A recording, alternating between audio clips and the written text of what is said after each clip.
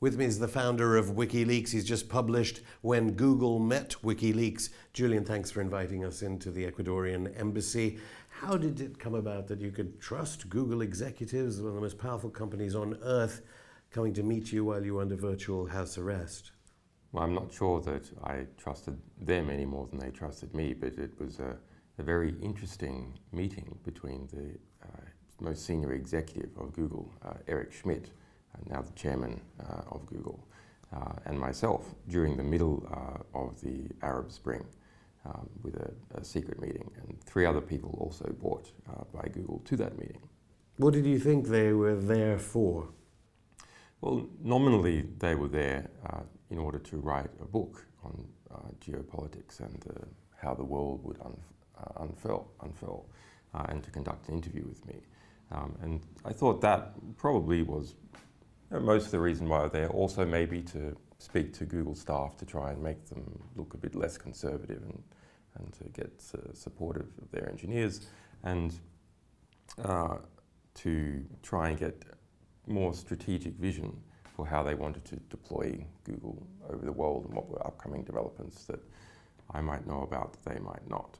But it turned out things were rather different. At that time, before Snowden, before other elements from WikiLeaks, we didn't really know that the Don't Be Evil company was so entwined with elements of the US security state. And I know in this transcript, which makes up this book, it's a point you want to make. Eric Schmidt, his father worked in the Nixon administration, and he'd just written a book called Empire of the Mind, which you had read. Or no? Well, I hadn't at that stage. He had written an essay together with Jared Cohen immediately. He was then still Hillary's advisor, called Empire of the Mind. And that was right before the Arab Spring. And so as a result, there was a lot of interest in their sort of vision for what all that meant. And they went on to write a subsequent book, which is Google's vision, geopolitical vision for the world. And that got endorsements as well from Tony Blair and Henry Kissinger? They got endorsements from Tony Blair, Henry Kissinger, Madeleine Albright, a cast of warmongers or actual war criminals, pre-publication, all set up pre-publication. And Henry Kissinger is in fact one of the central people in that book. But you know, it's fine for people to write books. The question to me became, why was that book written? It's a very, very strange book.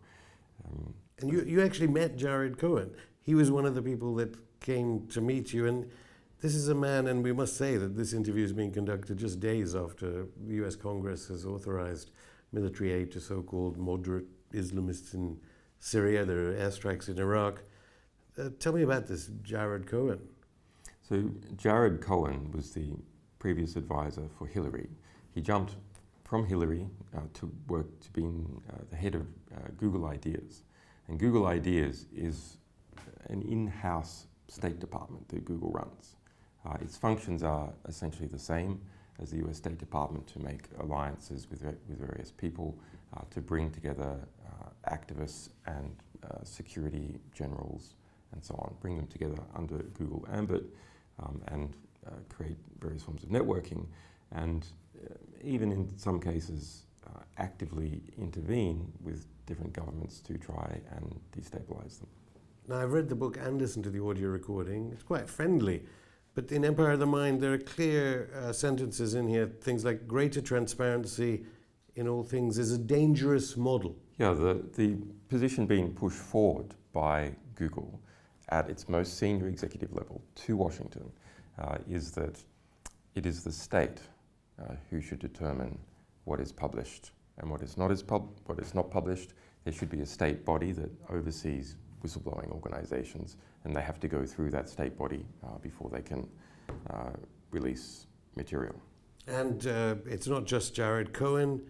Jared Cohen's past and provenance. He used to work with a woman called Anne-Marie Slaughter, who's been in a lot of TV studios in America, head of the New American Foundation, and she's saying Britain usually involved as well in covert funding in Ukraine.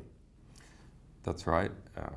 Anne-Marie Slaughter There's quite a very interesting network. Let me pull back a bit because it will get quite confusing if we go into all the details.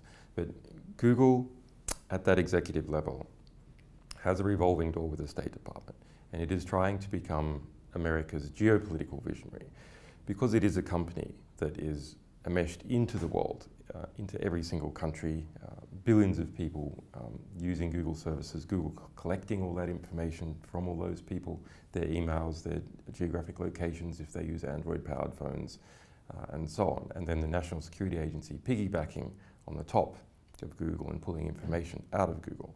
So Google has a lot of room to argue that it is the edge of the way the world is developing economically and in terms of information and in terms of geopolitics, because it has to deal with all these countries. So the empire of the mind and the subsequent Google book is a calling to Washington, not to the general public, because it's not really a book that's readable by the general public, but a calling to Washington. And that's why those figures such as Henry Kissinger and Tony Blair and Madeleine Albright are there giving pre-publication endorsements. That's my interpretation. When you say 6 billion retinas see that Google homepage every day, they were advertising a John Kerry speech when America and of course Britain wanted, the governments wanted to get their people to endorse the bombing of Damascus. Right, so Google has a lot of advertising power. Its homepage, the most people see that per day more than anything else. Billions of people see various Google pages, whether they're from YouTube or the main search page or on the Android phone. So that gives Google intense ability not only to collect information about what people are doing, but also to project what it wants to those people.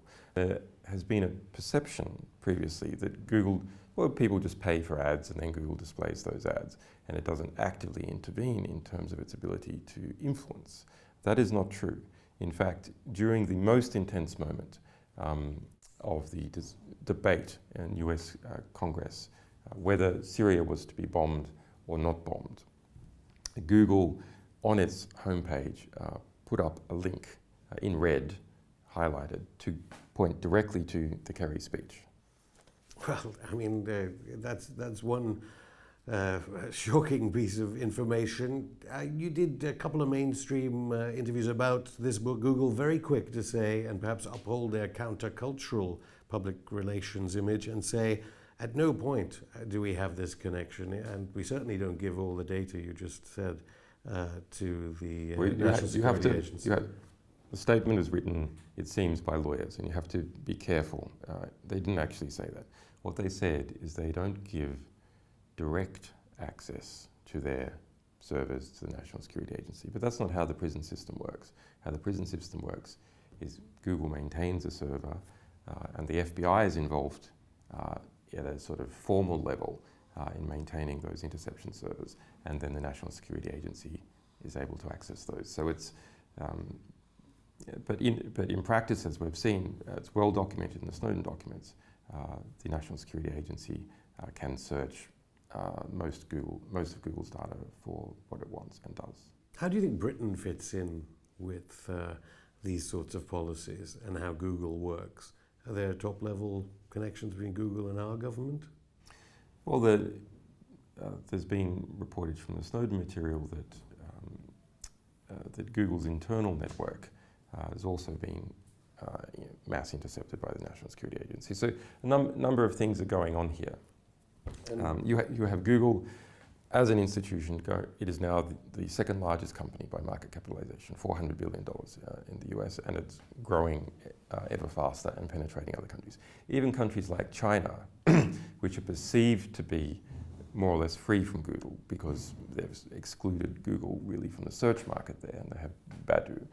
But all these smartphones mean that Google, in fact, is pulling lots of data out of China. Then you have Google's relationship, which is I document in the book, with the National Security Agency and the defense sector in the US. And that goes way back, in fact, to the very first paper that initiated Google was funded in part by DARPA, the Defense Advanced Research Projects Agency. Since 2002, Google has been involved in formal contracts with the National Security Agency of the United States. And then there is the National Security Agency intercepting Google's internal communications and communications that go to Google. So what we have here is a mixture of voluntary interaction at a sort of contract official level, social interaction at the level of senior executives of Google, and then we have coerced interaction, where just the fact that Google is collecting all this material, and that is part of its business model, to collect as much information about people and how they behave, to generate profiles of them, to make them as predictable as possible for advertising, that can then be intercepted. Even if the voluntary aspect of Google withdraws, even if the social aspect in terms of the network that Eric Schmidt is embedded in withdraws, or the in-house mini State Department they have, Google Ideas, withdraws. The very fact that Google's business model is to collect as much information about people as possible, to make them as predictable as possible, means that the National Security Agency is just going to piggyback on top of that. So what about all the breathless news we get about Google Glass? We shouldn't be it shouldn't be seen as so benign. Well, I mean, Google Glass is possibly a realization of some Orwellian horror, in the sense that this places Google between your eyes and the world. So not only is Google collecting your email if you use Gmail, if you use Android phone, not only is it collecting what you're thinking about when you're searching, your location information if you use Android phone, what interests you have on YouTube and so on, but we're able to collect directly the images that you are pulling through. I use an Android phone. How much? Well, 80% of phones now sold that are smartphones are Android, 80%, and that figure is increasing. So I do want you to mention the Dr. Strangelove moment when you're trying to get hold of Hillary Clinton, widely seen as the next Democratic presidential contender. All right, so what happens? Eric Schmidt, these Google senior executives come to see me, Eric Schmidt and 3 other people. I don't think too much about the 3 other people at the time, and we have this interesting conversation, which is documented in the book. And then a little bit later, I need to speak to the most senior person in the State Department. Hillary is the most senior person.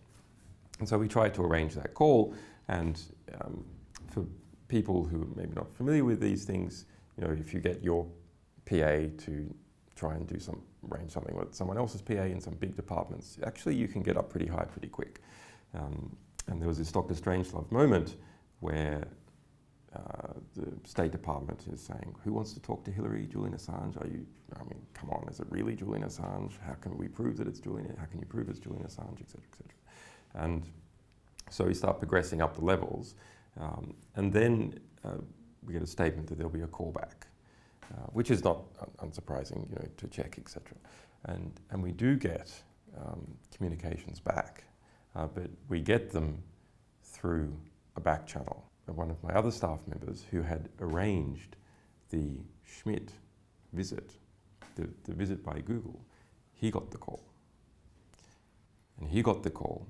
Even though you called the State Department, not He got Google. the call from Eric Schmidt's then girlfriend, Lisa Shields, who doesn't work nominally for the State Department. She's the Chief of Communications of the Council of Foreign Relations. So the call came in, Julian wants to talk to Hillary. Okay, well, we need to make a back channel in the State Department. Who do we know that that's right. Lisa Shields was just out there because we were told all about it. So get Lisa to be the back channel. So there we have a circumstance where the senior executive of Google was literally in bed with the State Department. But Julian, ever the publisher, even with a tag around your ankle, you ask Eric Schmidt, one of the most powerful corporation leaders in the world, whether he'll leak something to WikiLeaks. That's right. We asked that Eric Schmidt provide us with the secret Patriot Act requests that had been served on Google to coerce Google to give information to the US intelligence. How did you even know that they existed? Because this is before Snowden. That's right. But I have been studying the National Security Agency for about 20 years, so we knew that this sort of thing was going on even before the Snowden revelations. The Snowden revelations are very important because they gave more detail. Anyway, so he became very nervous and said that he couldn't do that because that would be illegal. But I didn't realize at the time that the amount of, I thought the Google would be acting because it had been coerced rather than there was an element of voluntarism in its associations with the US military. He's since written complaining to the US government, isn't it? Google's issue is no, they shouldn't be doing it. Google's fighting against the National Security Agency. Initially when the Snowden thing broke, they were playing it down. And then Google, Facebook came out with an almost identical statement, clearly been worked on together, with this direct access line, trying to spin what had been occurring. And then more Snowden documents were released, documenting more concretely. And then there appears to be perhaps even some pressure from within Google, from its lower level engineers who were a bit shocked to find out what was happening. And so Google has taken a more assertive approach in public subsequently. But ultimately, Google is part of the defense industrial base. That's said by the head of the NSA in an email to Eric Schmidt. It has very close associations with US foreign policy circles, and that's going to continue. And even if we got to the stage where Google, as an organization, rejected that notion that it should cooperate in some manner with what is going on, it can simply be coerced to do so. You say in the book that when it comes to WikiLeaks itself, the opponents of WikiLeaks opportunistically, they distract attention from the actual revelations, and this has been recurring in lots of WikiLeaks revelations. It's always the possibility of harm, and then they kind of forget about the revelations. Just tell me a little bit about that. Look, that's something that national security journalism has been facing since at least the 1950s, possibly even before. These are innocent, fair journalists, or they say this they are when they write pieces saying you're dangerous. Well, I mean, there's you have to understand that when one publication publishes a dynamite story, other publications don't have a story. And so they try and undermine the story in some way. They have to write something, so they will often do that. And then, unfortunately, a lot of those people are too close to the very powers that they should be trying to hold to account. If we go back and look at what the US military, Robert Gates and General McMullen, said about our publications of creating hypotheticals that maybe they would cause harm, our publications documented their involvement at a case-by-case level in the deaths of more than 20,000 people in Afghanistan and more than 108,000 people in Iraq. Those are the stakes that we were talking about. Not only the dissolution of two societies, but the deaths of over 100,000 people. And so when you want to distract from this, you just make the same accusation to the person that is making accusation against you. It's a sort of kindergarten rhetoric. Your mother smells. No, your mother smells. I mean, it's really that pathetic. I mean, often it's been the most, in inverted commas, liberal journals and magazines that seem to attack you the most. You do say something that I hadn't realized before about the Guardian newspaper. We should make clear. Just to put down on record, in 2013, in the trial of Chelsea Manning, who was subsequently sentenced to 35 years for giving information to the media, and only for giving information to the media, there's no other allegation against them, that the General Carr, the person responsible for investigating whether any harm was caused by our publication, the US government said under oath that they couldn't find a single person who had been harmed. Not a single person.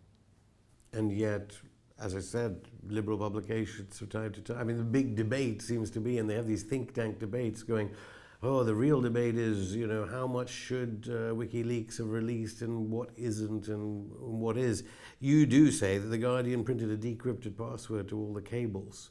That's right. Tell us about why.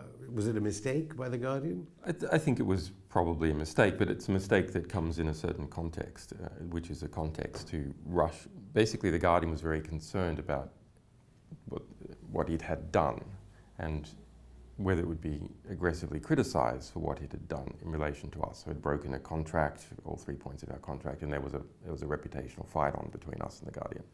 And in that concept, it rushed to put out a book. And in that book, it put the decryption password for all the cables. That as seems a so chapter. bizarre.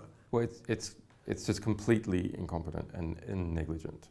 And of course, they are perhaps happy to do it because they didn't mind perhaps making problems for us. Elsewhere, they did things that were much more serious. For example, they secretly gave all 251,000 cables to a Mossad contact in Haaretz. All 251,000. And that was the only country, other than the New York Times, that was the only country that they gave all 251,000 cables. Why would they have done that? We don't know.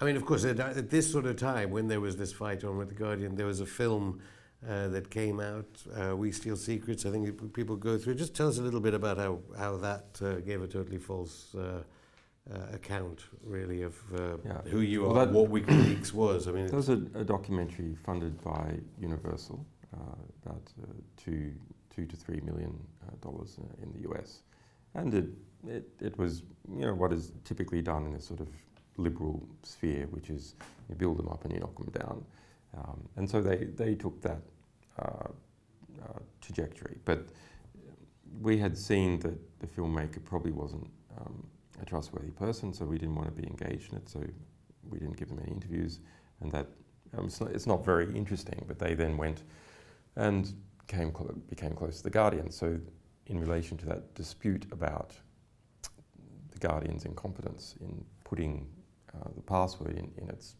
book, they took The Guardian's side. It all just jumbled up together. Arguably not as incompetent, all this stuff, as one event you relate in here about the Ministry of Defence here in Britain's reaction to WikiLeaks when it first started the Cablegate, telling British Telecom to... Oh yeah. What's that about? That was quite funny. I mean, someone at the MOD saw what you were releasing. So we released a number of classified documents from the British Ministry of Defence, very interesting materials, including a 2,000-page document on how to stop leaks and how the number one enemy of the British MOD was not Russian spies, but was in fact investigative journalists. And okay, so then afterwards, as part of our due diligence to protect our sources, we filed the Freedom of Information Act request on the British Ministry of Defence to see if we could get a feeling whether there was any investigation going on and where it was leading. And we got materials out. And those materials showed that the British Ministry of Defence was sort of panicked that this material was there, and they're going, my God, there's pages and pages. In fact, there's hundreds of links, and they had 5 exclamation marks in a row. And then we've got to do something. And they're like, well, okay, let's tell British Telecom, who controls the internet for the Ministry of Defence, that to prevent anyone in the Ministry of Defence reading WikiLeaks.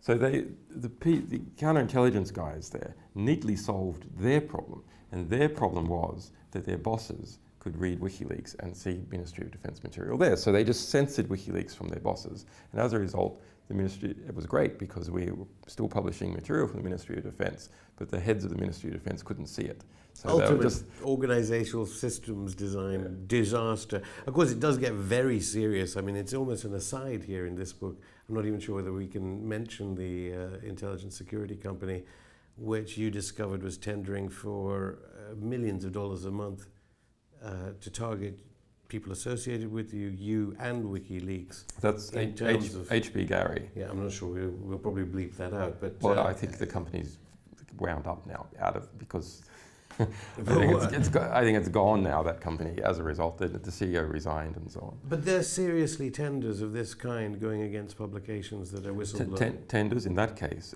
for $2 million per month. $2 million per month paid for by the Bank of America to attack us, attack Glenn Greenwald as a supporter, the Snowden journalist. And the recommendation for those private intelligence companies to the Bank of America was given by the Department of Justice. Well, despite all of this, here you are in the Ecuadorian embassy. Chelsea Manning, as you said, decades prison sentence, the appeal coming up. You've still come out, WikiLeaks has still come out with the Finfisher leaks, which are part of a UK, formerly part of a UK Gamma group. Just tell us just a little bit about the Finfisher malware that you released to the public in the last few days. Put it in context, 80% of the National Security Agency is run by private industry. So when you think about what is the core of government, what is more government than anything else, you think it must be the intelligence agencies. No, in fact, in the West, the intelligence agencies are now 80% run by private industry. And so a number of different private industries have started up to sell products to intelligence agencies around the world. And one of them is Gamma Group. And Gamma Group produces something called Finfisher. And Finfisher is actually a suite of cyber weapons to hijack people's mobile phones, to turn on the microphone on people's mobile phones, to pull information out of their computers and so on. And probably the most serious thing that it produces is a bulk Trojan system that you put in the major gateway of a country or ISP, and then everyone's connecting to that. The Trojan goes back down and infects their machines. And the material that we published was the code itself to do that. Their command and control center, the actual infection code, and then interactions with their clients, their various intelligence agencies saying, oh, but this thing doesn't work for me on a BlackBerry version 2, etc. And so you get not only a list of clients and how much money that they've spent on this software, but some of the interaction with how they are engaged in targeting individuals and groups. And so populations in countries which... for example, in Bahrain, targeting an ally human of rights. An ally of Great Britain, yeah. And with a Fifth Fleet also based in. Could be used against them. Let's go to the normal politics of it as well.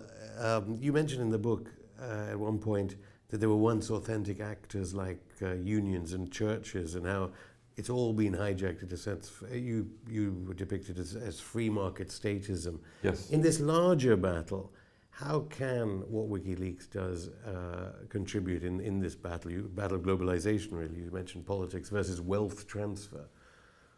Yeah, well, we're in a position now that that there's no other game in town other than the internet. It's not a matter of we can't go back to the caves. If we do that, we cut ourselves off to influence the development of society. But what is happening now is a sort of these fluid, postmodern, public-private networks of interaction. I gave you an example. This National Security Agency, 80% being run by private corporations. And those private corporations, though, have shareholdings across jurisdictions. But the political actors that you might perceive to be working in the other direction, the NGOs, these meetings like the Internet Governance Forum or Sweden Stockholm Internet Forum, is coming together to what it seems to create a new vision for a better world. These are funded by the same players. So Google and Google Ideas is funding a bunch of these, and they're captive and largely related to its interests. But similarly, the State Department and USAID and SIDA in Sweden and the FCO are also... Bono's One Foundation, the Gates Foundation, the New America Foundation, you go on. There is hope, though, in this book. I detected the political education of apolitical tech people being extraordinary.